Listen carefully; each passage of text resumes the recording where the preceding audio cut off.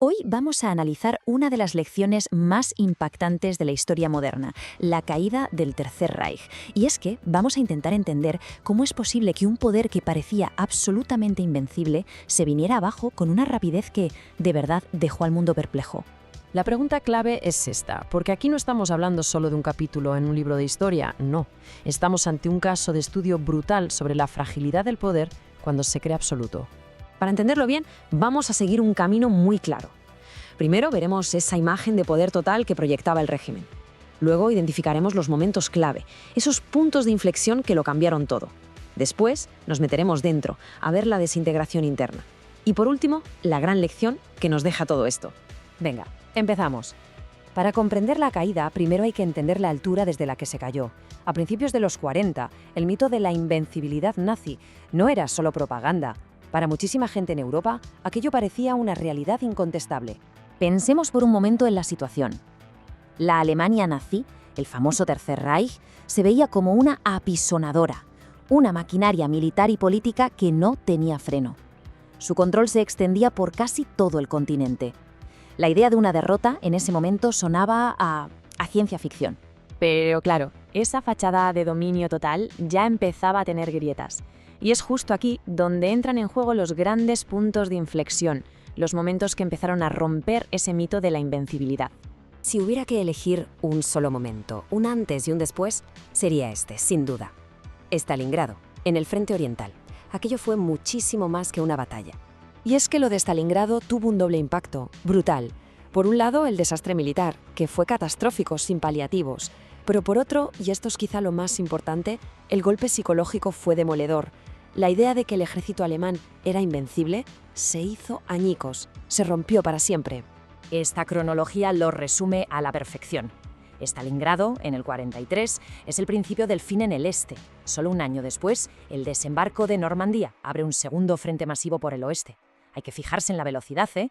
En apenas 2 años, el régimen pasó de dominar Europa a estar completamente acorralado. Pero ojo, la caída no se explica solo con las derrotas militares. Hay que mirar dentro, a las propias entrañas del régimen, porque ahí dentro el caos empezaba a ser el verdadero protagonista. Y esto es fundamental para entenderlo todo. El sistema se estaba pudriendo por dentro. La logística era un desastre, no había recursos. Y lo peor de todo, las decisiones que venían de arriba eran cada vez más irracionales. Estaban, completamente desconectadas de lo que pasaba en el frente. Esta comparación es tremenda. Refleja a la perfección esa desconexión. Hitler, desde el búnker, dando órdenes a divisiones y ejércitos que, sobre el papel, ya no existían. Hay un ejemplo muy famoso de los últimos días, cuando ordenó un contraataque masivo cerca de Berlín. El problema es que el supuesto ejército que tenía que hacerlo era un puñado de unidades destrozadas. El ataque, claro, nunca ocurrió, pero en la mente de Hitler todavía era posible. Y todo esto nos lleva, inevitablemente, al acto final. A esos últimos y dramáticos días del régimen bajo tierra, en una Berlín completamente asediada. El escenario es que no podía ser más simbólico. Con los tanques soviéticos avanzando calle a calle justo encima de sus cabezas, la cúpula nazi estaba totalmente aislada del mundo. Se acabó. Y entonces, el 30 de abril, con la derrota ya como algo inevitable, llegó el final. Hitler se quitó la vida. Su suicidio fue el fin, no solo simbólico, sino también real, de su liderazgo y del régimen entero. Sin él, la estructura de mando se vino abajo como un castillo de naipes. La rendición incondicional tardó apenas unos días en llegar, y con ella terminó la guerra en Europa. Y aquí está la gran paradoja de toda esta historia. La propaganda nazi hablaba de un Reich de los 1000 años. 1000 años. La realidad es que duró 12. Pocas veces se ha visto un contraste tan bestia entre la promesa de un régimen y lo que de verdad fue. En resumen, la caída no fue por una sola cosa. Fue una cadena de fallos garrafales. Errores estratégicos como invadir la Unión Soviética.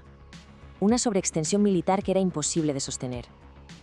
La presión constante de los aliados y, en el fondo, un sistema que parecía de control absoluto pero que en realidad era increíblemente inestable. Y con esto llegamos a la reflexión final. El caso del Tercer Reich es extremo, sí, pero nos enseña una lección universal. Las estructuras de poder que parecen más sólidas, más de granito, a menudo esconden unas grietas internas que las acaban condenando. Y esto nos lleva a preguntarnos, ¿qué otros grandes imperios a lo largo de la historia han seguido este mismo patrón, esta misma secuencia de caída? Da que pensar.